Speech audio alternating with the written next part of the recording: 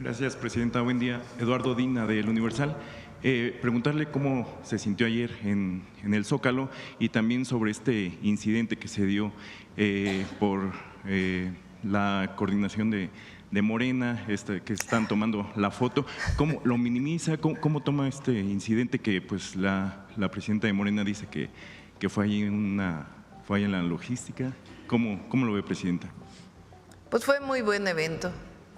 Agradecer a todas y todos los que estuvieron presentes y atentos. Es la demostración de que el pueblo de México está consciente, activo, participativo y que en un momento tan importante, aun cuando logramos un acuerdo dialogando, que es muy importante, indispensable, pues la convocatoria fue muy buena. La gente estuvo allí para defender la soberanía y, como lo dije al principio del discurso, pues que somos uno solo, gobierno y pueblo, que no hay diferencia. Ahora también hay que decir que hubo empresarios presentes, fue un acto muy importante y quiero desde aquí agradecer a todas y todos los gobernadores y a la jefa de gobierno. Faltó la gobernadora de Chihuahua, pero me envió un mensaje, tiene un problema de salud. De no haber tenido este problema, hubiera estado aquí con nosotros. Entonces, muestra mucha fortaleza. Todavía después hubo un desplegado de la CONAGO. Imagínense, es la presidenta, 31 gobernadores y la jefa de gobierno, que es el poder ejecutivo, claro, con los presidentes municipales del país, en unidad, fortaleciendo la soberanía y defendiendo a nuestro país y al mismo tiempo respaldando el acuerdo que se tomó y pues estar atentos, conscientes y trabajando juntos para el bienestar del país. Entonces fue muy bueno y agradezco de verdad a todas y a todos los que estuvieron ayer presentes. Se muestra la fortaleza de nuestro pueblo y de nuestro país. Y sobre este tema, pues es menor, la verdad. O sea, estaban distraídos, eso es todo. Bien, presidenta. Hoy publicamos en el Universal que pues, los cárteles del narcotráfico se están diversificando, pues sus negocios ilegales. Pues el trasiego de drogas pues ya ha dejado de ser la principal fuente de ingresos, ahora mantienen sus tentáculos en delitos como el tráfico de personas, cobro de extorsiones y hasta la exportación ilegal de productos agroalimenticios.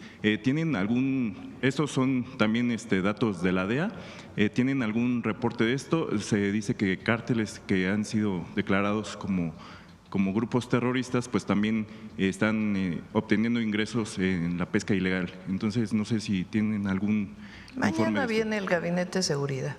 Me llama la atención, ¿no?, del Universal.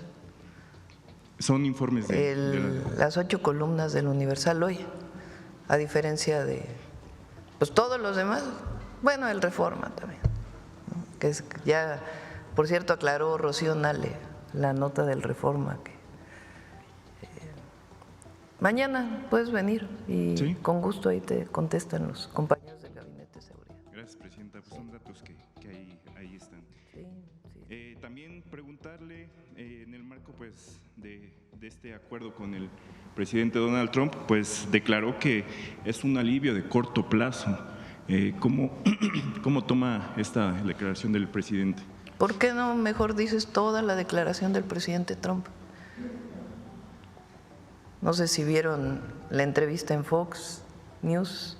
Pero también dijo eso, presidente. Por eso, pero hay que dar el marco completo, porque si sacas de contexto una frase, pues entonces hay malas interpretaciones. Él en esa entrevista justamente dice lo que hemos estado diciendo, que el 2 de abril vienen aranceles recíprocos. No sé si lo escuchaste. Sí, también es la declaración que estoy planteando, presidenta. Por eso, hay que revisar las declaraciones en el contexto completo de toda su declaración. Hay algunos que no les interesa que haya un acuerdo entre Estados Unidos y México. algunos digo yo, ¿no? Toman declaraciones aisladas, pero no, el acuerdo fue que se pospusieron los aranceles hasta el 2 de abril. Y el 2 de abril, como bien él dijo, a ver si lo buscan, esa partecita, dice el 2 de abril hay aranceles recíprocos. ¿Por qué dije ayer, y lo he dicho aquí en la mañanera, que siempre hay que estar atentos y por lo que pueda ocurrir, pero que somos optimistas en el sentido de que aranceles recíprocos significa que Estados Unidos le pone tarifas, aranceles a las exportaciones de países que le cobran a Estados Unidos por sus exportaciones, aranceles. En el caso de México, pues tenemos un tratado comercial, el primer tratado comercial que se firmó en 1993 y el segundo tratado comercial que se firmó posteriormente en 2020, creo que fue el presidente López Obrador ya a la firma formal, y dado que hay un tratado comercial, pues no hay aranceles de México a Estados Unidos. Entonces, por lo tanto, pues Estados Unidos no tendría por qué poner aranceles a México. Por último, Presidenta, en esta revisión que va a ser de los consulados y el trabajo de los cónsules, ¿ya hay algún perfil para la coordinación general tras la dimisión de Jorge Islas? Ya lo vamos a informar. Gracias. A ver acá, vamos acá y ahorita voy para acá.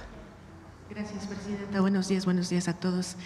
Aunque se sabía que estaría poco tiempo en el cargo el doctor Rogelio Ramírez de la O, Presidenta, muchos analistas que hemos entrevistado consideran que quizá no era el mejor momento para que él saliera. ¿Cuál es su opinión, Presidenta, al respecto? Es muy importante porque cómo les gusta especular. Rogelio, cuando lo invité, me dijo que se quedaba sobre todo para hacer el presupuesto del 2025 y cerrar bien el 25, pero que se quedaba hasta diciembre del 24, perdón, que en enero pues él tiene diversas ocupaciones a las que siempre se ha dedicado y que pues se podía quedar hasta esa fecha. Entonces yo le pedí pues que como venía la entrada del presidente Trump, que era muy importante pues que se quedara un mes más, y después le pedí que se quedara un mes más. Entonces en febrero acordamos que si todo salía bien con esta llamada con el presidente Trump, pues que él me pedía pues que ya quería retomar sus actividades previas. Entonces yo le dije que sí, si todo salía bien, los dos acordamos eso, y además yo le pedí que pues nos siguiera ayudando, particularmente pues en todo el tema internacional y en la relación con Estados Unidos, y él amablemente acordó que así iba a ser. Entonces no tiene ningún otro asunto más que eso.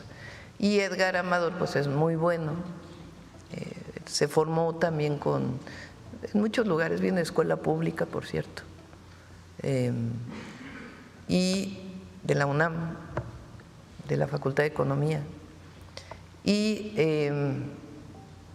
pues tiene mucho conocimiento Edgar, es muy bueno, y también es hasta cierto punto discípulo de Rogelio, se formó con él en muchas cosas.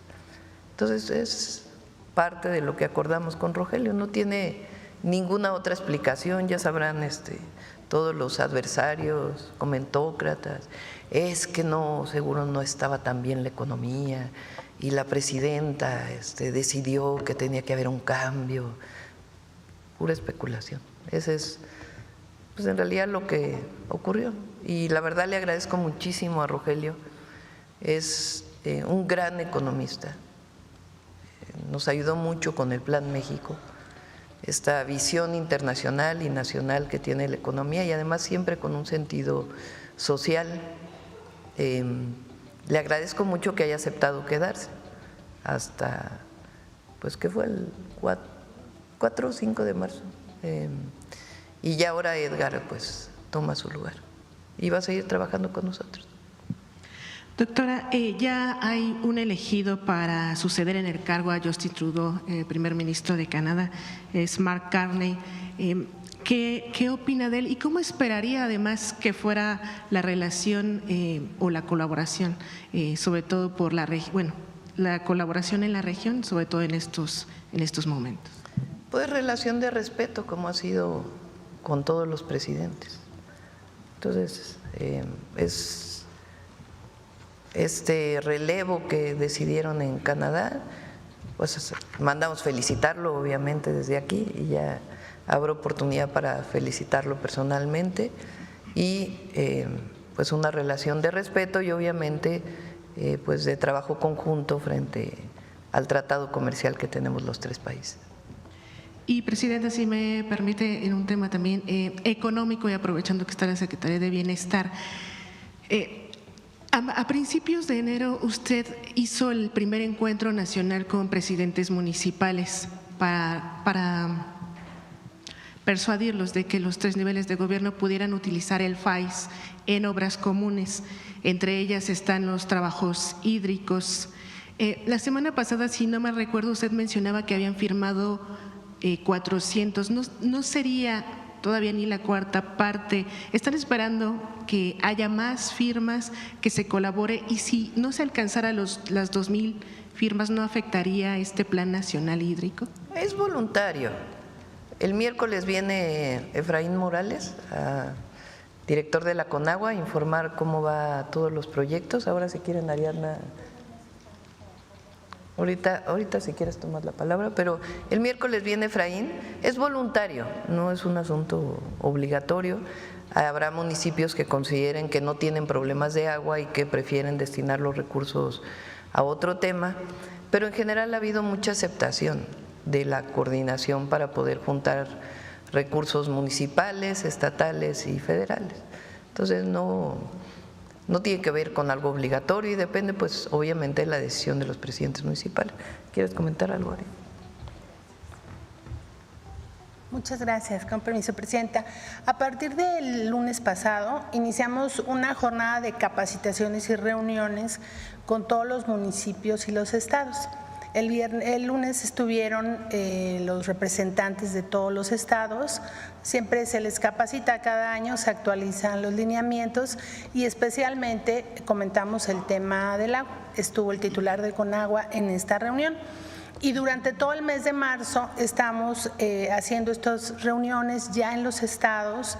Oaxaca, por ejemplo, tiene 8 reuniones regionales, en donde estamos actualizando el tema del FAIS y donde está Conagua presente para avanzar rápidamente en el número de municipios que compartan la estrategia fundamentalmente del agua. Entonces, estamos en esta estrategia común y seguramente ya para el miércoles el titular de Conagua, el compañero Efraín Morales, podrá informar cuántos más de que iniciamos estas jornadas ya se han sumado y será esta actividad durante el mes de marzo.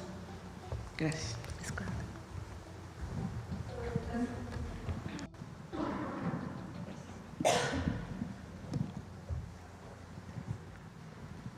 Gracias, Presidenta. Dalila Escobar, de Proceso. Preguntarle primero sobre el tema educativo. Si bien han iniciado una nueva estrategia con el tema de educación media superior y también con el tema de la entrega de becas en educación básica, quisiera, de ser posible, preguntarle al secretario cómo están tomando el tema de un diagnóstico para entender y ver de qué manera, en efecto, se pudiera avanzar en el tema de materias de comprensión de lectura, matemáticas, por ejemplo, la inclusión de materias que antes del anterior sexenio no se tenían, como por ejemplo civismo. Saber puntualmente cuáles serán las evaluaciones que se tomarán para tener claro si serán, por ejemplo, a nivel internacional o nacionales, sobre todo para tener un parámetro de saber cómo se va mejorando este diagnóstico en torno al tema de aprendizaje de la mano con el asunto de la entrega de becas. ¿Quieres comentar? Bueno.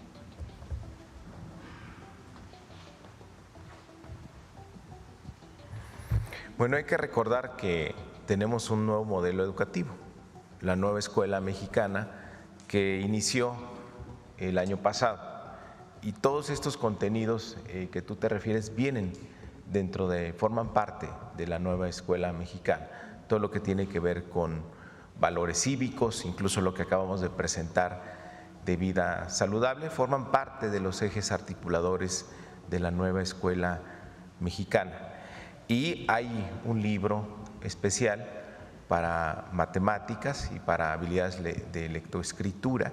En el caso del libro de matemáticas, la presidenta nos instruyó y fue revisado por el Cinvestav. Hay un área que tiene el Cinvestav especializada en matemática educativa.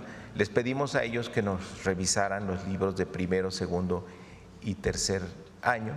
Entonces ya dentro de los libros del siguiente ciclo escolar, que por cierto ya se están imprimiendo y ya incluso iniciamos la distribución porque tenemos el compromiso de que estén entregados al arranque del ciclo escolar en agosto, ya vienen algunos contenidos ahí que revisados por esta escuela. ¿Este tipo de evaluaciones se harán de una manera un tanto más local, por regiones?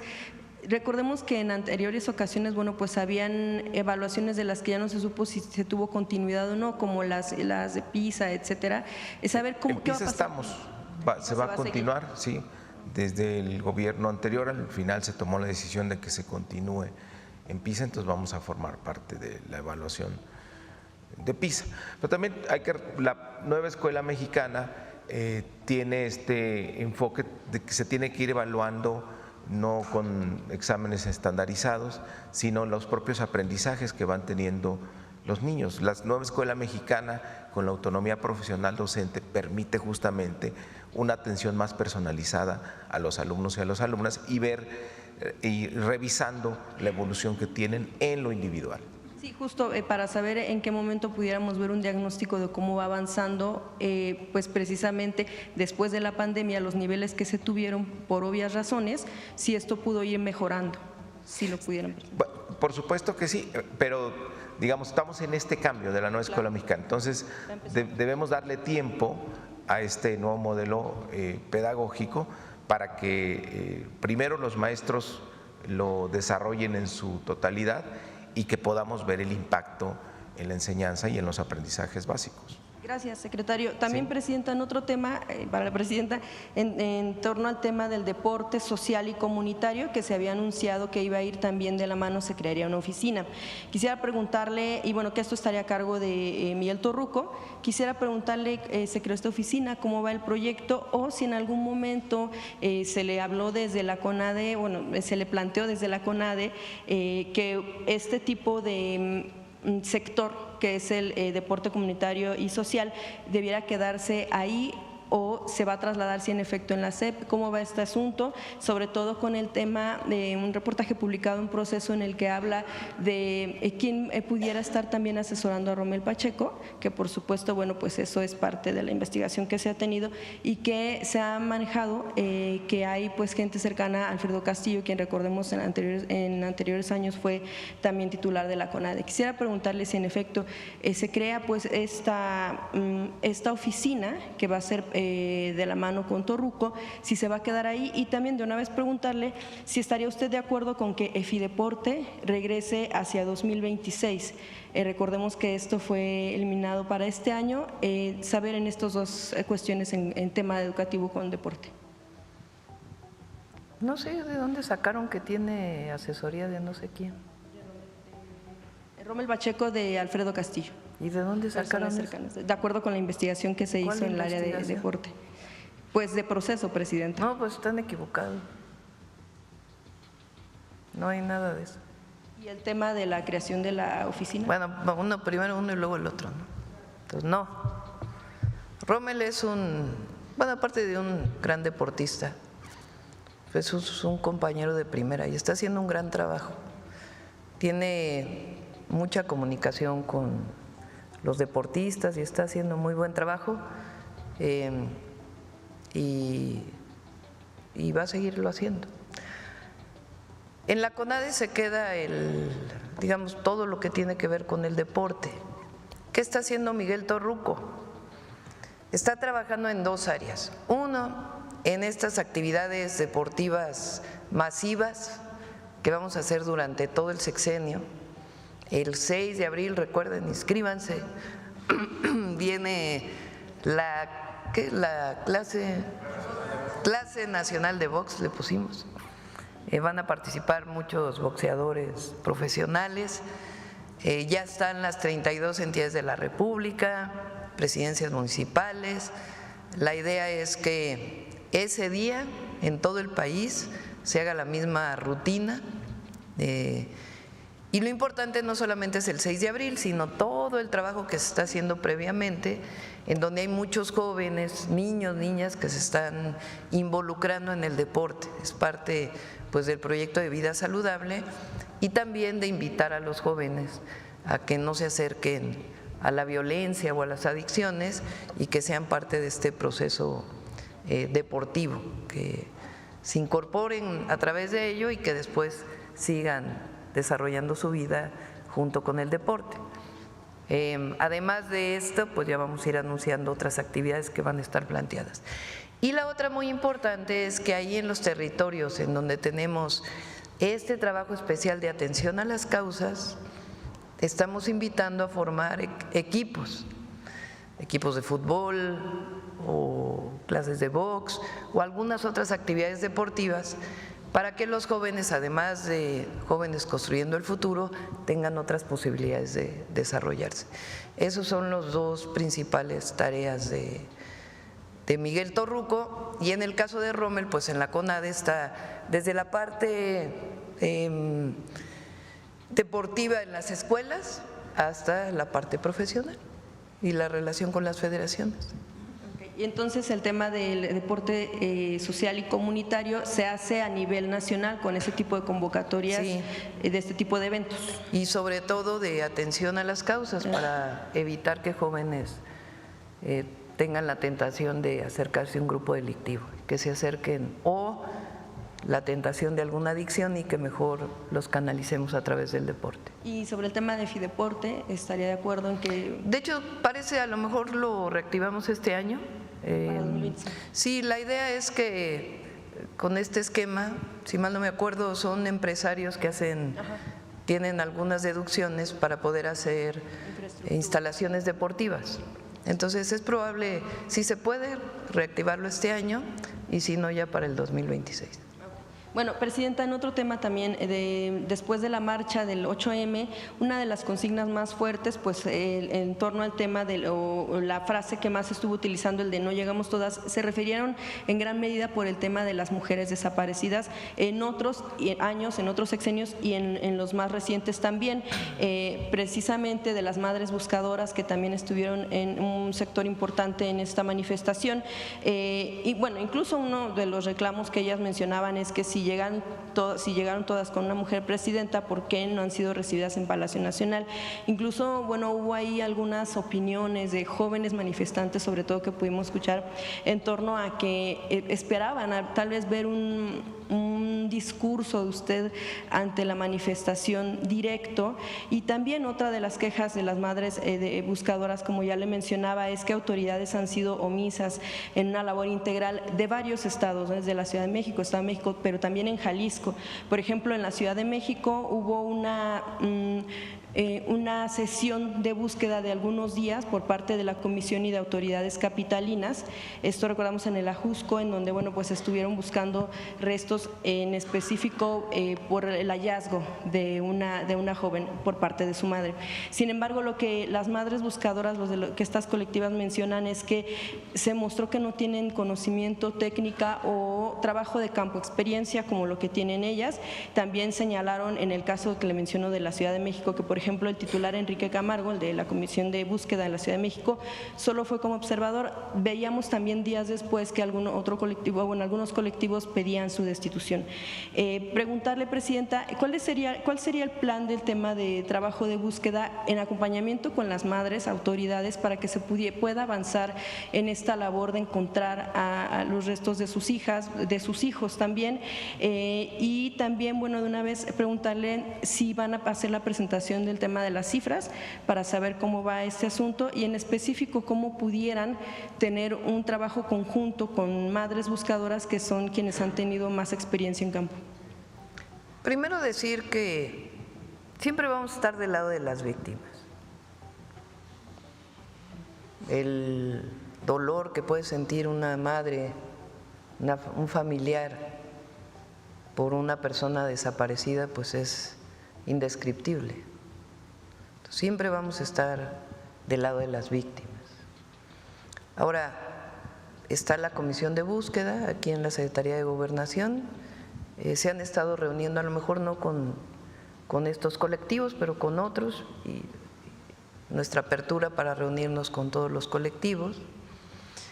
Y sobre todo tiene que hacerse, estamos trabajando en varias áreas para su información. Uno, todo lo que tiene que ver con el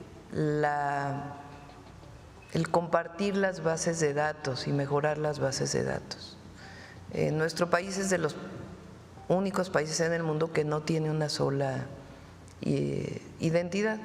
La que tenemos es del Instituto Nacional Electoral y tiene como propósito votar en la elección, y es a partir de los 18 años. Lo que tenemos es el CURP, que es lo que nos identifica a todos, es el número que nos identifica a todos en cualquier lugar.